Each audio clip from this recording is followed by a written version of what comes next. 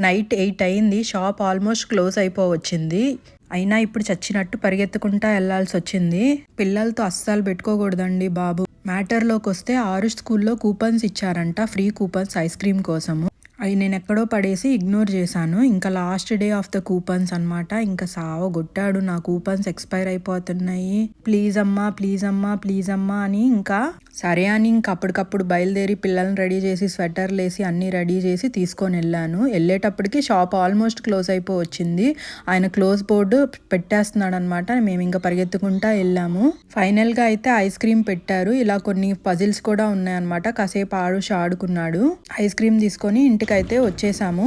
Moral of the story ఏంటంటే పిల్లల కూపన్స్ని అస్సలు ఇగ్నోర్ చేయకూడదు. ఎంత రాత్రి అయినా పరిగెత్తిచ్చి తినిపిస్తారు మనతోటి. నచ్చితే లైక్ చేయండి, సబ్స్క్రైబ్ చేయండి, కమెంట్ చేయడం మాత్రం మర్చిపోవద్దు. బాయ్.